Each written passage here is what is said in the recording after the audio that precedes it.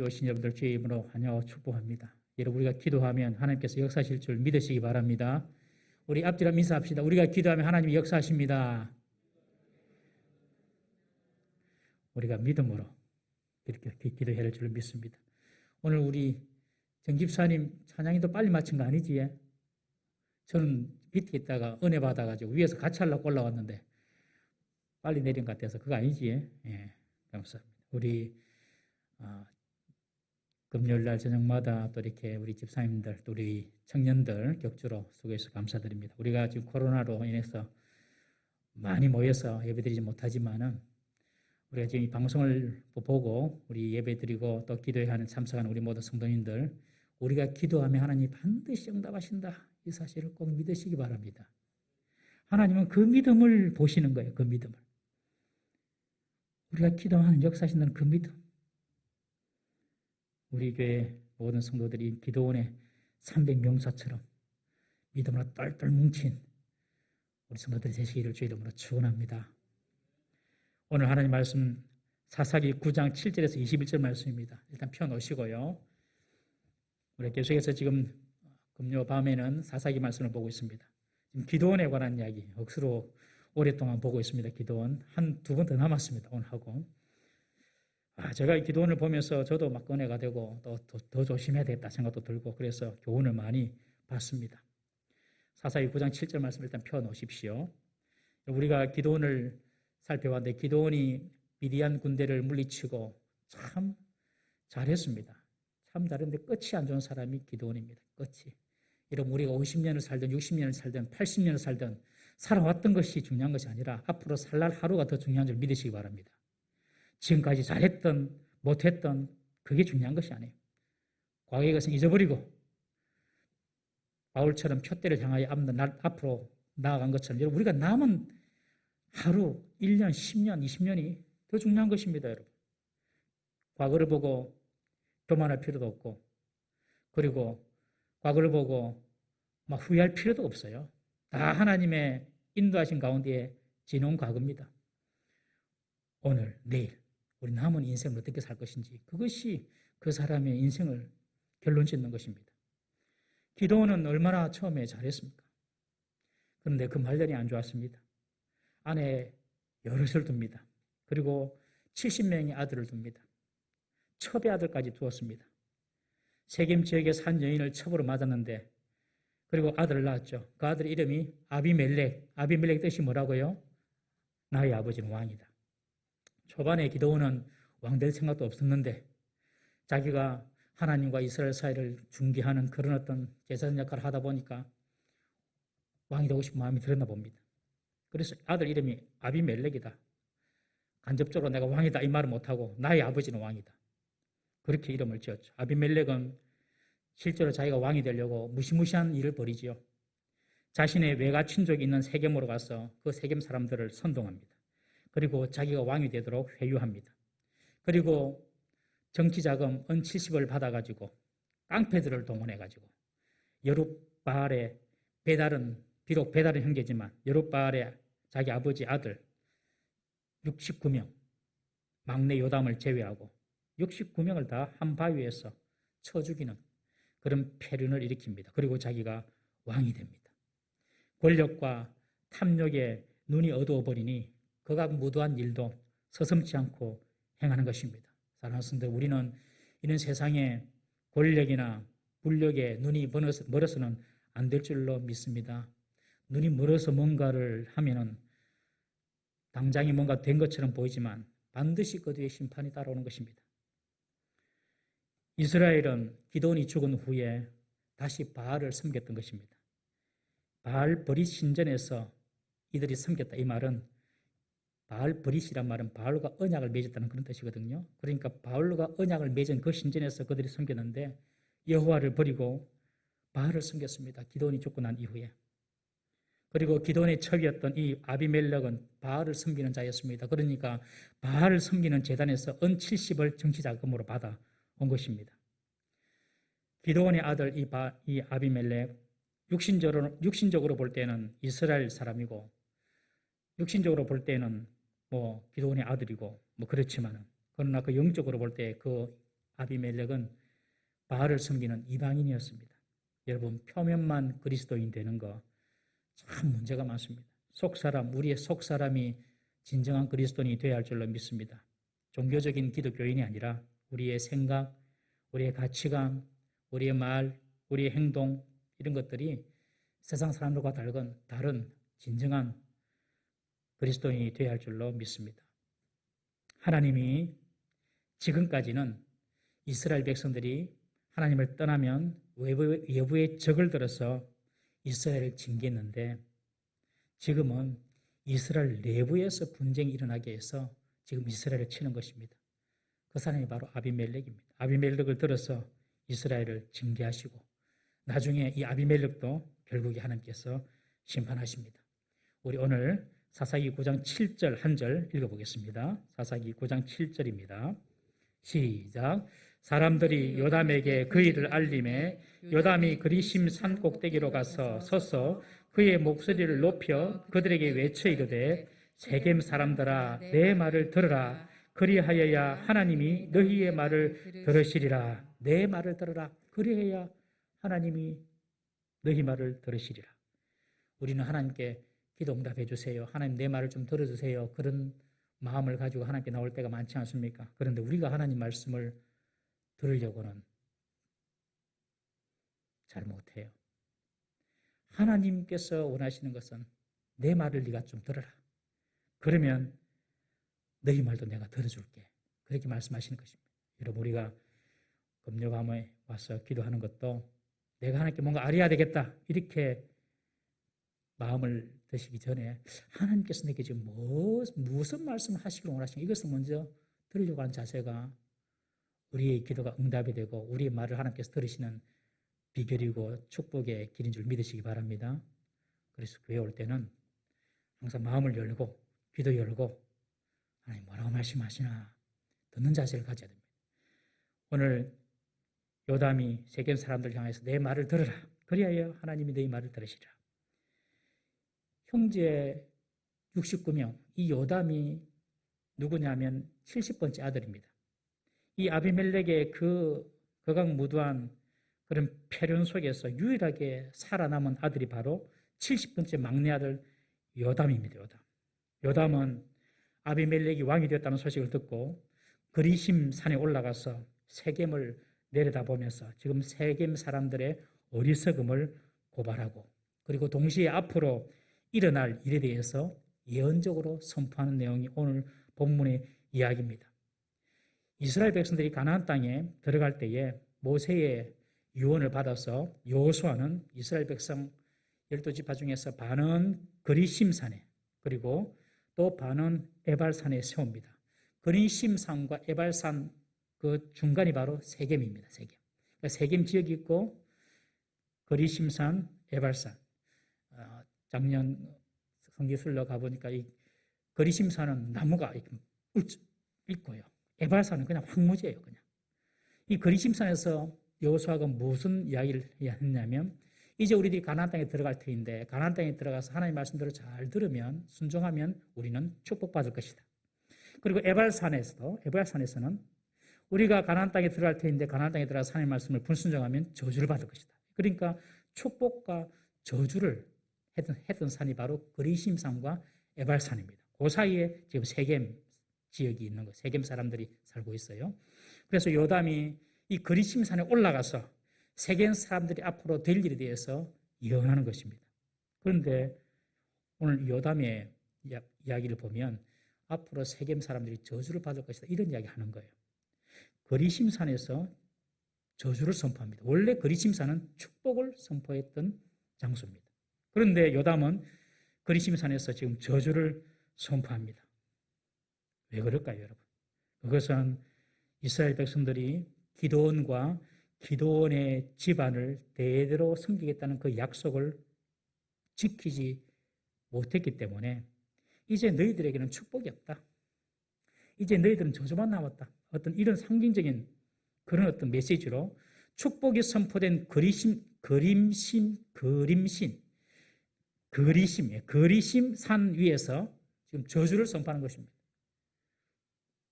모세도 거기서 축복을 걸었고 여호수아도 거기서 축복을 했는데 이 요담은 그 그리심 산에서 저주를 선포하는 거예요.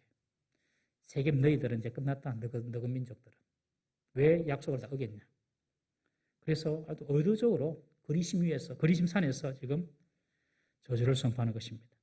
여러분, 우리가 이 사실을 보면은 우리가 하나님께 축복을 해 주십시오. 복을 주십시오. 기도 많이 하죠. 예, 당연히 기도해야 됩니다만은 하나님께서는 그래 네가 그런 축복을 달라고 기도하는데 너는 그런 복을 받을 수 있는 그릇이나 자격은 준비되어 있니? 라고 물으시는 것 같아요.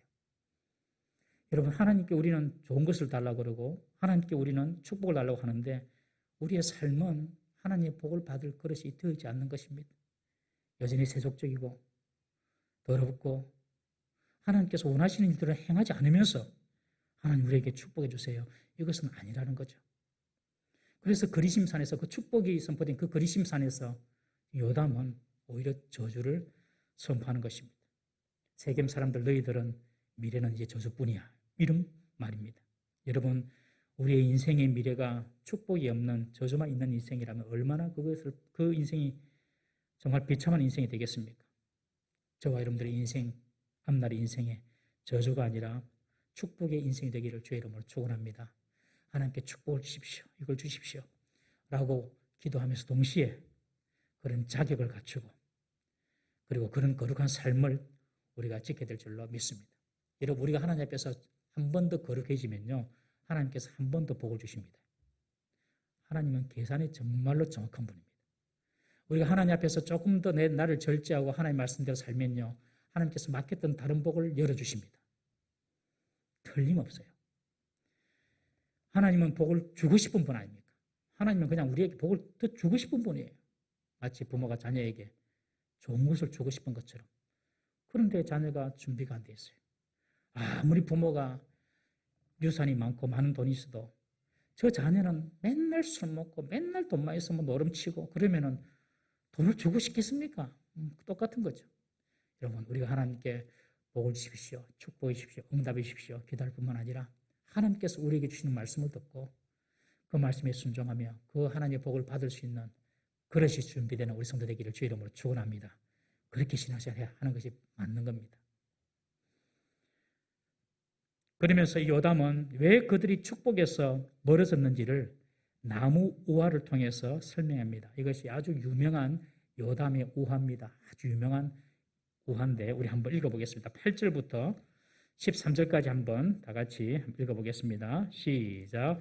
하루는 나무들이 나가서 기름을 부어 자신들 위에 왕을 삼으려 하여 감람나무에게 이르되 너는 우리 위에 왕이 되라 하매 감람나무가 그들에게 이르되 내게 있는 나의 기름은 하나님과 사람을 영화롭게 하나니 내가 어찌 그것을 버리고 가서 나무들 위에 우쭐 대리요 한지라. 나무들이 또 무화과 나무에게 이르되 너는 와서 우리 위에 왕이 되라 하매 무화과 나무가 그들에게 이르되 나의 단 것과 나의 아름다운 열매를 내가 어찌 버리고 가서 나무들 위에 우쭐 대리요 한지라.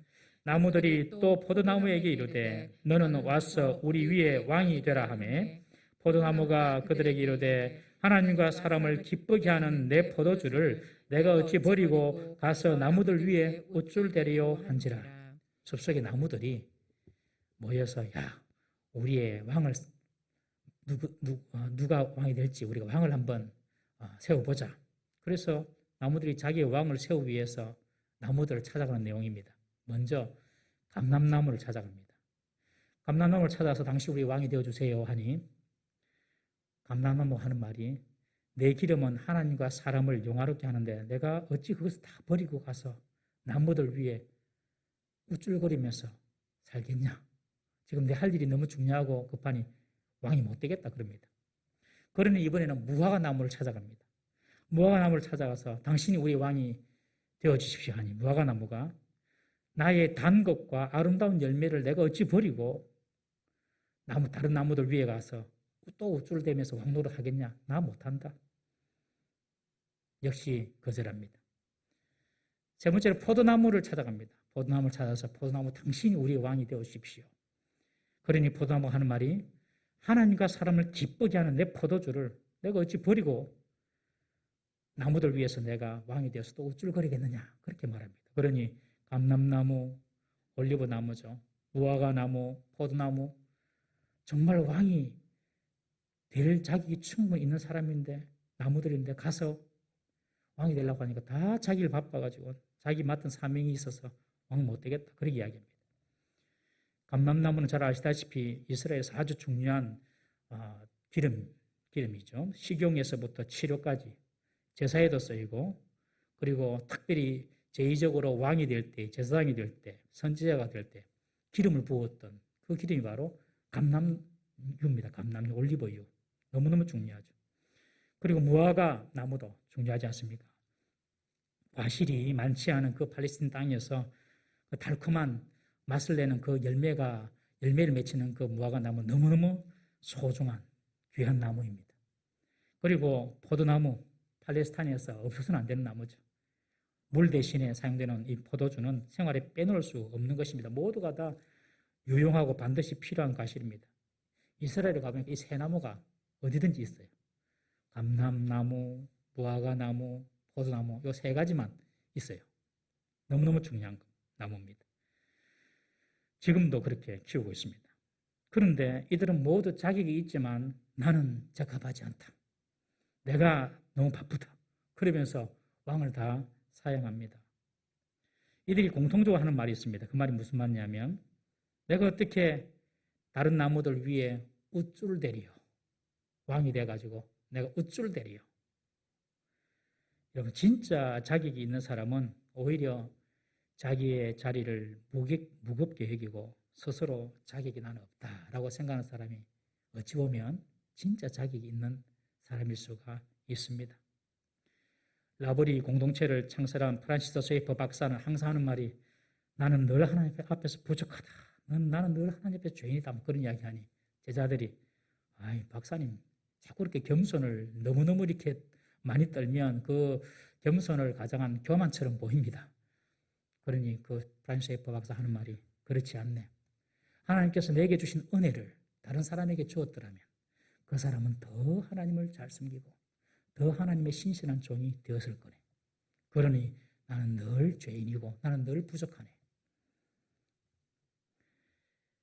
사랑하는 성도 여러분, 스스로 무익하다고 생각하시는 사람이 진국이고 진짜인 줄 믿으시기 바랍니다. 누가복음 17장 7절 말씀 한번 보겠습니다. 누가복음 17장 7절에서 우리 10절까지 말씀 함께 한번 읽어보겠습니다. 시작. 너희 중 누구에게 밭을 갈거나 양을 치거나 하는 종이 있어 밭에서 돌아오면 그대로 곧 와 앉아서 먹으라 말할 자가 있느냐? 도리어 그들은 내 먹을 것을 준비하고 띠를 띠고 내가 먹고 마시는 동안에 수종 들고 너는 그 후에 먹고 마시라 하지 않겠느냐? 명한 대로 하였다고 종에게 감사하겠느냐? 이와 같이 너희도 명령받은 것을 다 행한 후에 이르기를 우리는 무익한 종이라 우리가 하여야 할 일을 한 것뿐이라 할지니라. 종이 밭에서 일도 하고 양도 치고 자기 일 잘했다고 내가 이제 주인처럼 대접받아야지, 주인과 같이 겸상해서 밥 먹어야지 이렇게 말하는 것이 아니라 당연히 종은 그 일은 당연히 한 것일 뿐이고 오히려 밖에서 일 열심히 하고 집에 들어와서 주인이 밥 먹을 때 옆에 서서 주인을 시중드는 것이 그것이 종 아니냐. 그러면서 나는 스스로 무익하다라고 말하는 그런 종이 그것이 진짜 종이다. 그렇게 지금 예수님께서 말씀하시는 것입니다. 사랑하는 성도 여러분, 우리의 신앙과 우리의 충성과 우리의 경건이 우리의 공로가 되고 우리의 자랑이 되어서는 안 될 줄로 믿습니다. 그것이 신앙생활을 하는 것입니다. 목사가 되었다고 이것이 자랑처럼 절대로 그건 아닙니다. 영적인 신앙생활 그건 아무것도 아닌 거예요. 우리가 주님의 일을 감당하면서 주인의식을 가지고 맡겨진 일에 충성하는 것은 너무너무 좋지만 주인 행세를 하면 안 되는 것입니다. 주인의식은 가지되 오늘 이 본문의 누가복음의 종처럼 정말 무익한 종이다. 하나님께서 내게 이런 은혜를 주셨기 때문에 내가 이런 일들을 감당할 수 있지. 만약 이 은혜를 다른 사람에게 줬다면 그 사람은 더 잘했을 거야. 이런 그런 마음으로 신앙생활하고 산다면 얼마나 행복할까요, 신앙생활이. 그리고 그런 사람들과 함께 이렇게 살아간다면 얼마나 그 그 사역 자체가 기쁘고 행복할까요? 서로를 존중해주면서 높여주면서 나는 정말 아무것도 아니야. 네가 박수 받는 자리에, 네가 칭찬받는 자리에 네가 들어가야지. 막 그러면서 서로를 세워주고 높여주면 그가 천국 아니겠습니까, 여러분? 그죠? 교회는 그런 곳이 되어야 할 줄로 믿습니다. 이 감람나무, 이 무화과나무, 이 포도나무가 다 내가 지금 하고 있는 일이 너무 중요하기 때문에 내가 왕이 될 수 없다. 내가 어떻게 왕이 되어서 우쭐거리면서 다니겠느냐. 여러분, 좀 우리가 잘 되고 성공하고 그러면 좀 우쭐거리고 싶은 마음 있죠. 그죠? 자꾸 우쭐거리고 싶을 때에 그때 조심하셔야 됩니다. 여러분.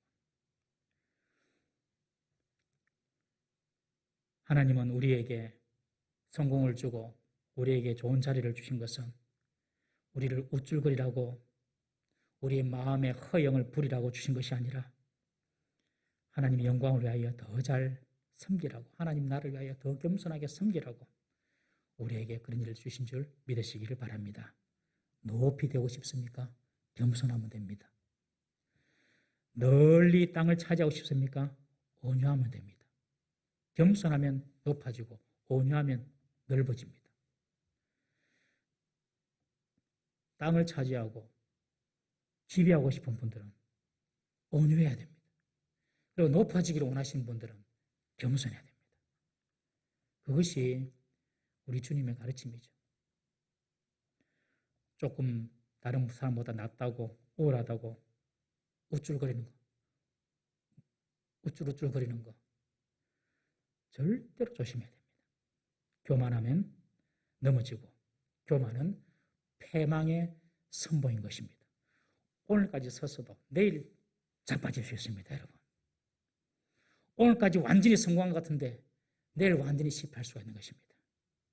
그러므로 우리 성도들은 하나님께서 우리를 세워주시고 높여주실 때에 내가 이것밖에 안 되는데 하나님께서 이런 은혜를 주시나 늘 감사와 겸손으로 하나님을 높여드리고 그리고 더 겸손하게 나의 역할을 잘 감당하면 하나님께서 주신 그 축복이 계속해서 유지됨을 믿으시기 바랍니다. 겸손은 받은 축복을 유지하는 비결입니다. 교만하면 있는 것도 다 떨어지고 없어집니다. 이 새 나무들은 내가 어떻게 우쭐거리면서 교만하겠느냐. 내가 맡은 일이 너무너무 중요한데 그러면서 왕대기를 사용합니다. 이렇다고 해가지고 교회에서 무슨 일 하면 아니 나 못해 이런 말이 아닙니다. 그런 뜻이 아닙니다. 내가 해야 될 일이면 또 충성스럽게 감당해야 되는 것이죠. 여기서 말하는 것은 그런 의도가 아닌지 잘 알고 계시죠. 이제 마지막으로 나무들이 마지막으로 찾아가는 나무가 있습니다. 가시나무입니다. 가시나무도 팔레스틴에서 자생하는 나무인데 보니까 주로 황무지나 광야 그게 그냥 막 펴 있어요. 이제 이 가시나무에게 찾아가서 나무들이 당신이 우리 왕이 되어주세요. 그렇게 말하니 가시나무가 하는 말이 내가 당연히 왕 돼야지. 내가 안 되면 누가 왕 되노? 지금 그렇게 말합니다. 14절, 15절 함께 읽어보겠습니다. 14절, 15절 시작. 이에 모든 나무가 가시나무에게 이르되 너는 와서 우리 위에 왕이 되라 하매 가시나무가 나무들에게 이르되 만일 너희가 참으로 내게 기름을 부어 너희 위에 왕으로 삼겠거든 와서 내 그늘에 피하라. 그리하지 아니하면 불이 가시나무에서 나와서 레바논의 백향목을 사를 것이니라 하였느니라. 다른 모든 나무들은 내가 맡은 직무가 있어서 왕이 될 수 없다고 이야기하는데 오히려 누가 보더라도 자격이 없어 보이는 그 가시나무는 자기가 왕이 되어야 된다고 말합니다. 가시나무는 과실도 없습니다. 맺지 않습니다. 그늘도 없고요. 아무 짝에도 쓸모가 없습니다. 가시나무가 제일 잘하는 것이 뭘까요? 가시나무가 제일 유용한 거 뭘까요? 예. 예? 뭐라고 예? 마스크가 있겠죠. 왜? 우리 하집사님. 고동 까먹을 때. 그런 기발하신, 그러네요. 고동 까먹을. 근데 팔레스타인에 가시나무는 그 정도로 이게 가시가 크지는 또 않더라고요.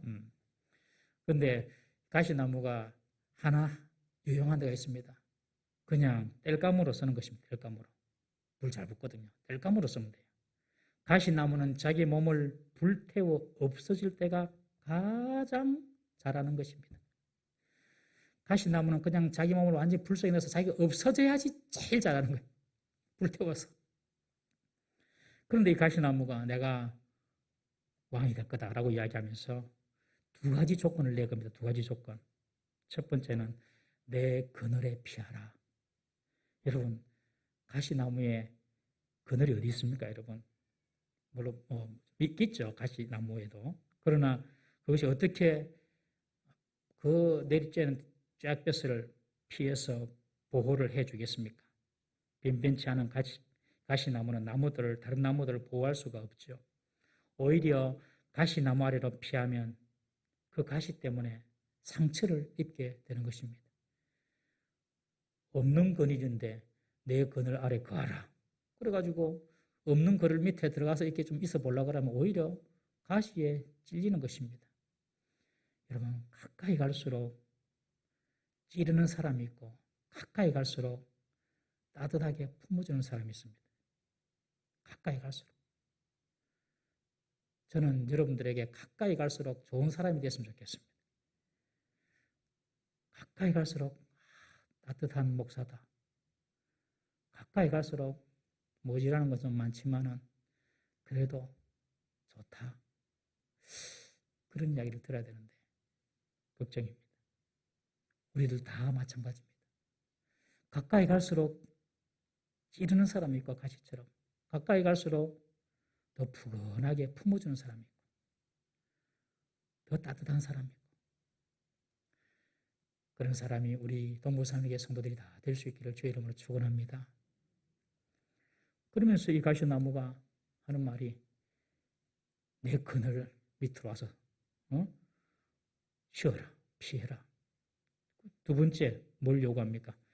그리하지 아니하면 불이 가시나무에서 나와서 레바논의 백향목을 살 것이니라. 두 번째 조건은 내 그늘에 쉬지 않으면 불을 내 가시에서 내가지고 너희 다 태워버릴 거야. 그렇게 협박하는 것입니다, 여러분. 내 그늘 밑으로 안 오면 나의 통치와 지배를 받지 아니하면 내가 너희를 다 불사질러 버릴 거야. 다 태워버릴 거야. 협박하는 거죠, 여러분.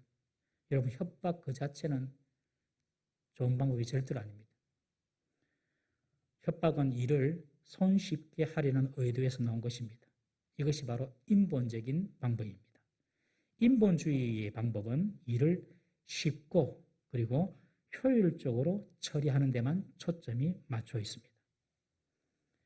우리 노예도 있고 총회도 있는데 목사님들 모여서 회개하고 저희 회의하고 우리 총대 장로님들 모여서 이제 또 4월달에 있으면 회의를 할 텐데 제가 일전에도 말씀드렸지만 회의할 때 막 어떤 안건을 가지고 막 설왕설래하고 막 이야기를 막 하고 그럴 때 어떤 한 분이 손을 딱 들고 법이요, 법대로 합시다. 그러면 아무 말도 못하는 거예요. 법대로 하면 별로 토론할 것도 없어요. 일은 빨리빨리 처리가 돼요. 그런데 그 분위기는 썰렁해집니다. 법대로 하면. 여러분, 왜 하나님께서 우리에게 법을 주셨습니까? 왜 하나님께서 우리에게 율법을 주셨죠? 그것은 우리가 얼마나 잘못된 존재인지를 깨닫고 하나님 우리에게 주신 율법의 이유입니다. 율법을 주신 이유. 우리가 얼마나 잘못된 존재인지를 깨닫고 그리고 하나님의 절실한 은혜를 사모하라고 법을 주셨지 그 법을 행함으로 구원을 이루라고 주신 것이 아닌 것입니다. 아무도 법을 행함으로 완전하게 구원을 이룰 사람 아무도 없습니다. 10가지 계명 중에서 한 가지 계명만 틀려도 그것도 율법을 범한 것이죠. 율법을 주신 이유는 우리의 한계를 보고 우리의 죄성을 보고 그러니 주의 은혜가 필요합니다. 주의 은혜로 덮어주옵소서 하고 은혜를 사모하라고 율법을 주신 줄 믿으시길 바랍니다. 법대로 따지면 저부터 살아남을 자가 아무도 없습니다. 여러분 이 땅에 지금까지 사시면서 거룩하게 온전하게 잘 사셨나요? 법대로 따지면 살아날 존재가 없습니다, 여러분. 그런데 법을 들이대는 것은 쉽게 가려고 하는 것입니다. 쉽게. 그것이 바로 인본적인 방법인 것입니다, 여러분. 지금 가시나무는 다른 나무들을 협박하고 윽박지름으로 자기가 왕이 되는 일을 쉽게 만들려고 합니다. 너희들이 내 그늘 밑에 피하지 아니하면 내가 불을 내가지고 다 태워버릴 거야.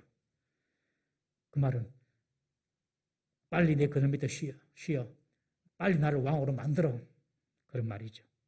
하나님의 방법은 어떻습니까? 완전히 다릅니다. 하나님의 방법은 감동입니다. 감동을 주는 것입니다.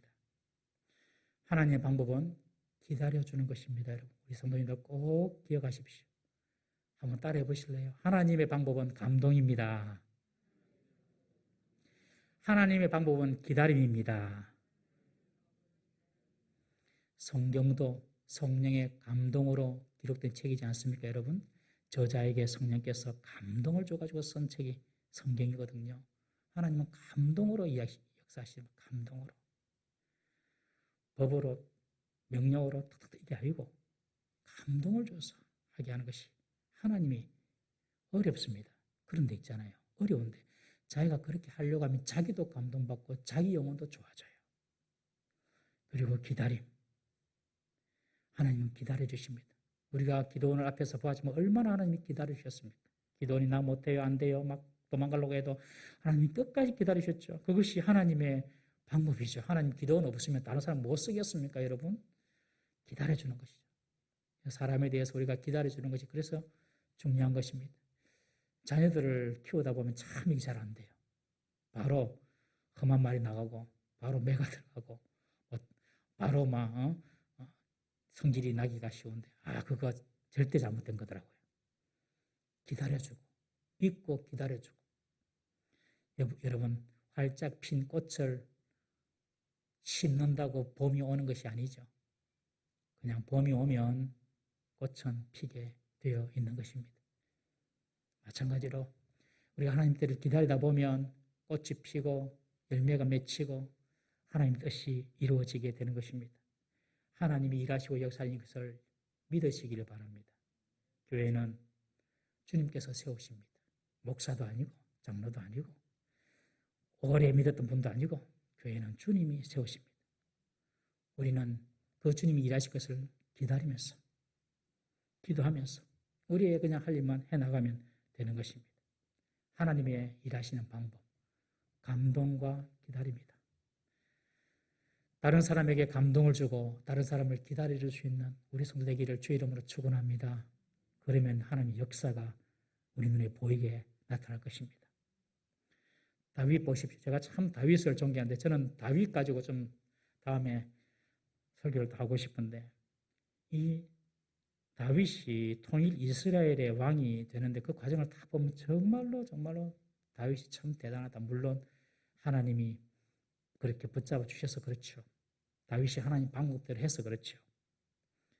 사울에게 10년을 쫓깁니다. 10년 이상을 쫓깁니다. 이 다윗이 10년 이상을 쫓기다가 이 블레셋과 이스라엘 전투가 벌어졌어요. 그래서 사울이 죽습니다. 그리고 사울의 세 아들 요나단, 아비나답, 말기수아도 같은 날 다 죽습니다. 그리고 마지막 네 번째 아들 이스보셋이 이스라엘의 11지파, 유다지파 빼고 다윗이 속한 유다지파 빼고 11지파의 이스라엘의 40세의 왕이 됩니다. 이스보셋이. 그리고 2년 동안 북이스라엘 11지파를 다스립니다. 그런데 군대 장관 아브넬이 가만히 보니까 희망이 안 보여요. 이스보셋 왕이. 그래서 다윗에게 와서 투항해버립니다. 북이스라엘 대장군이 다윗에게 와서 투항. 다윗이요, 내가 11지파 다 데리고 올게요. 뭐 그런 거예요. 그러니까 이 다윗의 군대 장관 요압이 가만히 보니까 저 아브넬이 북이스라엘의 군대 장관이 투항해가지고 내려오면 자기가 지금 유다의 군대 장관인데 자기 자리가 좀 위태롭게 보이거든요. 그러니까 이 북이스라엘 군대 장관 아브넬이 돌아갈 때 뒤에 가서 그냥 죽여버립니다. 그리고 이 북이스라엘의 이스보셋도 결국 자기의 두 지휘관 레갑과 바하나 이 두 지휘관에서 목이 잘립니다. 죽습니다. 이 이스보셋이. 그리고 이 두 지휘관이 다윗에게 와가지고 다윗이여 우리가 북이스라엘의 왕 이스보셋을 죽였어요. 잘했죠. 그렇게 이야기하니 이 다윗이 저놈들 잡아라고 자기 왕을 죽였다고. 그래서 오히려 그 북이스라엘의 두 지휘관을 죽여버립니다. 그리고 다윗은 가만히 있습니다. 사울 왕이 죽었을 때 이미 이스라엘은 무너지고 있었어요. 그때 다윗이 그냥 깃발 들고 가서 꼽으면 됩니다. 그냥 무주공산이거든요. 이스라엘. 그냥 왕이 될 수 있습니다. 그러나 다윗은 절대로 그러지 않았습니다. 이스보셋이 이 사울의 마지막 아들 이스보셋이 사울의 뒤를 이어서 왕이 되었을 때도 다윗은 그 이스보셋과 절대로 전투하지 않습니다. 그리고 결국에 이스보셋이 죽고 이스라엘의 왕이 없을 그때에도 여러분 그러면 저를 따르십시오 하고 절대 나서지 않습니다. 그냥 가만히 있습니다. 그러니 11개 지파의 장로들이 다 모여가지고 유다 지파로 옵니다. 와서 다윗에게 당신이 우리 왕이 좀 되어 주십시오. 그러니 다윗이 그렇게 하겠습니다. 그리고 이스라엘의 통일 이스라엘의 왕이 되는 것입니다. 우리 같으면 어쩌겠습니까? 인본주의에 빠진 사람이면 기회다. 지금 기회다. 사울 죽었네. 그 아들 이스보셋 죽었네. 지금 기회다. 돌기가 풀어. 차지하자. 이렇게 될 거 아닙니까, 여러분? 그런데 다윗은 그러지 않았어요. 하나님의 뜻을 기다린 것입니다. 여러분, 기다림이 얼마나 어렵고 힘듭니까? 그러나 하나님을 신뢰하는 사람은 기다릴 수가 있음을 믿으시기를 바랍니다. 하나님의 방법은 감동이고 기다림이지 이 가시나무처럼 내 밑으로 들어오지 아니하면 나의 불로 다 태워버릴 것이야. 이렇게 겁을 주고 협박하는 것이 아닌 것입니다. 가시나무는 협박으로 다른 나무들을 위협한 것입니다. 이 가시나무가 누구냐? 바로 아비멜렉을 의미합니다. 아비멜렉. 그리고 나무는 세겜 사람들을 의미합니다. 이 세겜 사람들이 자격 없는 가시나무와 같은 아비멜렉을 지금 왕으로 세웠다는 것이죠.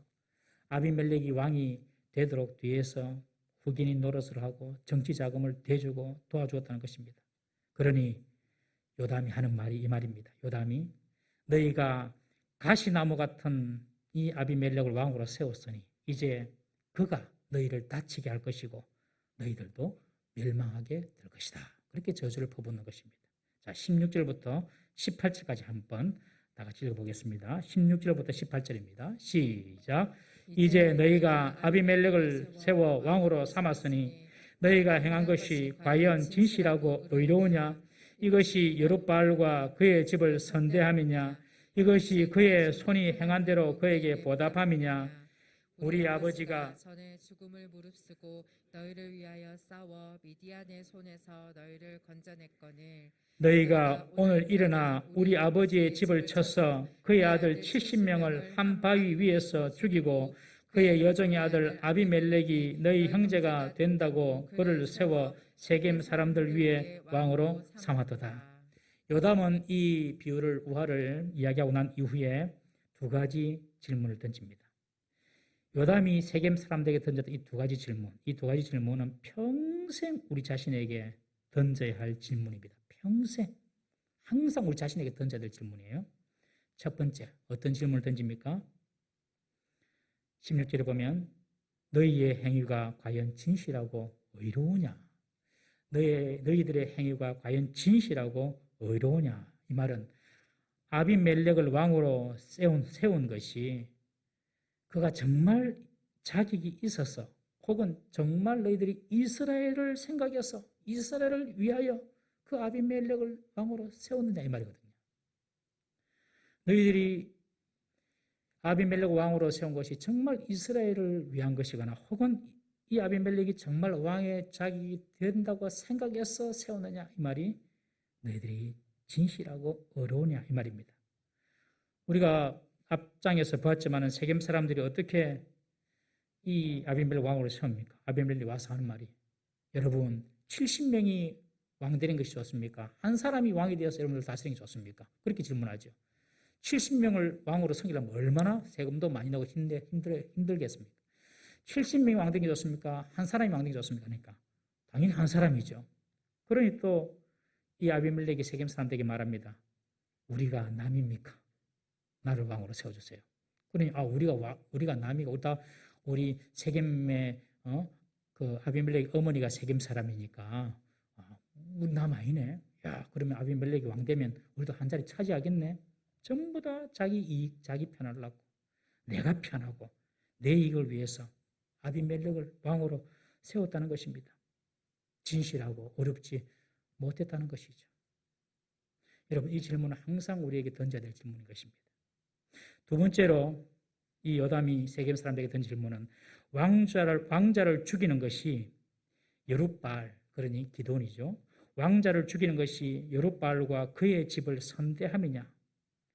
아비멜렉을 왕으로 세우기로 했으면 그래도 나름 공정한 방법으로 세우든지 해야지 다른 왕자들 다 죽여버림으로 결국 미디안에서 구해준 이 여룻바알 기드온의 은혜를 너희들이 저버리는 것이 아니고 무엇이냐. 그의 아들 다 죽였으니 너희들이 기드온의 집을 여룻바알의 집을 선대한 것이냐. 은혜를 버린 것이 아니냐. 그렇게 질문한 것입니다. 마치 가시나무가 백향목나무를 다 태워버리고 자기가 왕된 것 아니냐. 그렇게 말하는 것이죠. 세겜 사람들은 정의롭지도 않았고 선하지도 않으면서 자신들의 이익에 따라 아비멜렉을 왕으로 세웠고 기드온, 여룻바알을 선대하지 않았으므로 결국 세겜 사람 너희들은 다 무너지게 될 것이다 라는 저주의 예언을 지금 그리심에서 요담이 세겜 사람들을 향하여 예언하고 있는 것입니다. 이익으로 맺어진 관계는 여러분 이익이 사라지면 해체되게 되어 있습니다. 우리의 신앙생활을 어떤 나의 이익이나 내게 옳은 선을 위해서 이용하면 안 될 줄로 믿습니다. 성도들 간의 관계도 어떤 이익이나 다른 목적으로 맺어지면 안 됩니다. 여러분. 성도들 간의 관계는 그리스도 안에서 하나된 믿음의 의로 연결이 되어져야 됩니다. 저분이 예수 그리스도를 구주로 믿으시는구나. 참 귀하다. 그러면서 그분을 존중해주고 그분이 믿는 믿음을 가지고 우리가 그분들과 교제하고 그분들과 연결되어야지 어떤 이익을 생각해 가서 그리고 내게 좋은 것을 따라서 사람을 만나고 세상에서는 그럴 수 있어요. 그러나 교회에서는 그런 관계를 맺어서는 안 된다는 것입니다. 또한 성도는 은혜를 잊으면 안 되는 것입니다. 은혜를. 여룻바알을 통해서 이스라엘이 미디안의 압정에서 자유하게 됐지 않습니까? 그러면 그 여룻바알의 은혜를 생각해야 되는데 그 은혜를 잊어버리고 오히려 그 아들들을 다 죽이는 그런 패륜을 이 아비멜렉이 행하는데도 세겜 사람들은 뒤에서 후원해 주었던 것입니다. 하나님께서 우리가 죄인 되었을 때에 그의 아들 십자가에 죽게 하심으로 우리를 용서해 주시고 구원해 주셔서 이제는 심판과 관계없는 자로 죄의 결과, 죄의 심판과 관계없는 자로 우리를 자유인이 다 되게 해 주셨습니다. 우리는 은혜 받고 구원받은 자입니다. 그 은혜를 잊으면 안 된다는 것이죠. 은혜 받아서 성도가 되고 은혜 받아서 목사가 되고 은혜 받아서 직분도 받았습니다. 그런데 그 은혜를 잊어버렸단 말이죠. 이들은, 세겜 사람들은. 은혜를 잊어버리면 목사는 싹군이 되고 성도는 십자가의 원수로 행동하게 되는 것입니다. 세겜 사람들은 여룻바알의 은혜를 잊어버리고 오히려 악으로 여룻바알의 아들들 죽임으로 악으로 갚았던 것입니다. 저와 여러분들은 하나님이 우리에게 베푸시는 은혜 그리고 사람들이 우리에게 베푸시는 은혜를 늘 기억하며 사는 자들이 다 되어야 할 줄로 믿습니다. 세겜이 어떤 것입니까? 세겜. 여러분 이 세겜은요. 우리가 창세기 우리가 아브라함을 통하여 보았지만은 아브라함이 갈대아 우르를 떠나고 하란을 떠나서 가나안 땅에 들어와서 하나님께서 다시 한 번 더 아브라함에게 내가 내 민족을 바다 모래같이 많게 하고 이 땅을 주겠다라는 그런 언약을 받았을 때에 처음으로 하나님 앞에 제단을 쌓은 곳이 바로 세겜입니다. 세겜. 아브라함이 처음으로 하나님 앞에 단을 쌓았던 것. 아브라함뿐만 아니라 세겜은요. 아브라함의 손자 야곱, 이 야곱이 외삼촌 라반, 라반이 살던 밧단 아람에서 돌아왔을 때에 처음으로 또 재단을 쌓은 것이 바로 이 세겜입니다. 그리고 이 세겜은 또 어떤 역사적인 의미가 있냐면 이 세겜은 출애굽하기 전에 야곱의 가족이 애굽에 들어가서 살다가 야곱이 죽죠. 죽으면서 유언을 내립니다. 우리는 언젠가 애굽에서 나갈 터인데 요셉아 너희들도 니도 거기에 묻혀야 돼. 뭐 그렇게 이야기해서 유언을 남기고 죽었거든요. 물론 그리고 야곱은 바로 가서 이제 묻혔지만 이 요셉이 그 아버지의 유언을 받고 자기 죽을 때 유언을 내립니다. 그래서 나중에 400년 이후에 출애굽할 때에 요셉의 뼈가 가나안 땅에 와서 묻힌 곳이 바로 이 세겜 땅인 것입니다. 그리고 가나안 입성 후에 여호수아가 세겜에서 다시 한 번 더 이스라엘 백성들과 언약을 갱신했던 곳이 바로 이 세겜 땅입니다. 우리는 하나님만 섬기자 이렇게. 이 세겜 땅은 은혜와 축복의 땅이었습니다. 그런데 그 은혜를 잊어버리니 이제 이 세겜은 저주가 선포되는 땅이 되고 말았던 것입니다. 여러분, 받은 은혜를 잊어버리고 내가 왕이 되려고 하면 은혜의 자리가 저주의 자리가 됨을 꼭 기억하십시오. 받은 은혜를 늘 감사하면서 무익한 종의 마음으로 살면 그 은혜가 계속 이어지지만 축복의 자리, 은혜의 자리도 그 받았던 은혜를 잊어버리고 내가 하나님보다 높아지려고 하면요 저주의 자리가 되는 것입니다. 세겜이 바로 그런 자리가 된 것입니다. 은혜의 자리가 저주의 자리가 되었던 것입니다. 우리 마지막 19절부터 21절까지 한번 다 같이 읽어보겠습니다. 마지막 19절에서 21절 시작. 만일 너희가 오늘 여룻바알과 그의 집을 대접한 것이 진실하고 의로운 일이면 너희가 아비멜렉으로 말미암아 기뻐할 것이요 아비멜렉도 너희로 말미암아 기뻐하려니와 그렇지 아니하면 아비멜렉에게서 불이 나와서 세겜 사람들과 밀로의 집을 살을 것이요 세겜 사람들과 밀로의 집에서도 불이 나와 아비멜렉을 살을 것이니라 하고 요담이 그의 형제 아비멜렉 앞에서 도망하여 피해서 브엘로 가서 거기에 거주하니라. 아멘. 여룻바알의 기드온의 마지막 아들 이 요담이 세겜 사람들에게 나무 우화를 이야기해 주면서 바로 너희들이 이 가시나무 같은 아비멜렉을 왕으로 세웠다. 너희들은 진실하지도 않고 어렵지도 않았다. 만약에 너희들이 진실하고 어려웠다면 아비멜렉을 통하여서 기쁨을 얻고 아비멜렉도 너희를 통하여 기쁨을 얻게 될 것이다. 그러나 너희들이 진실하고 어렵지 않았으므로 이제 아비멜렉에서도 불이 나오고 세겜 사람들에게서도 불이 나와서 서로 불태워서 다 죽게 될 것이다. 라고 지금 저주를 하고 요담은 숨어버립니다. 아비멜렉과 세겜 사람들이 하나님께서 어떤 식으로 처리하시는지는 또 다음 말씀을 통해 우리가 살펴보겠습니다. 오늘 말씀을 통해 우리가 해야 될 것은 나의 이익이나 나의 선에 눈멀지 않고 늘 하나님의 의와 하나님의 선을 추구하면서 그리고 내게 베풀으신 그 은혜를 잊지 않고 기억하고 산다면 우리를 넘어뜨리려고 하는 어떠한 유혹과 공격 앞에서도 우리의 믿음은 신실하게 지켜지고 결국 하나님께서 주시는 그 형통한 삶을 계속해서 유지하며 살 수 있음을 믿으시기를 바랍니다. 요담이 세겜 사람에게 했던 두 가지 질문. 나는 하나님 앞에서 나의 모든 동기가 정직하고 선하고 의로운가? 내가 주를 위하여 섬기고 봉사하고 수고하는 것이 정말 내 동기가 선하고 의로운가? 아니면 나의 다른 목적이 있는가? 우리가 살펴봐야 하는 것입니다. 그리고 하나님과 사람들이 내게 베푸신 그 은혜를 내가 늘 기억하고 배반하지 않는 삶을 내가 살고 있는가? 이 두 가지 질문은 우리가 평생 늘 우리 자신에게 그 두 가지 질문을 대입하면서 우리를 살펴야 할 줄로 믿습니다. 지금까지 베풀어 주신 하나님의 은혜 그리고 사람의 은혜를 여러분 잊지 말기를 주의 이름으로 축복합니다. 그리고 나의 이익이나 나의 선을 따라 움직이는 것이 아니라 하나님의 의와 하나님의 뜻을 따라 움직이는 우리 성도님 되시기를 주의 이름으로 축복합니다. 그때에 하나님께서 우리에게 형통의 길도 보여주시고 그리고 우리가 주님께 아뢰고 기도한 것 주님께서 들으시고 응답해 주시는 그런 역사가 일어나게 될 것입니다. 다 같이 기도하시겠습니다.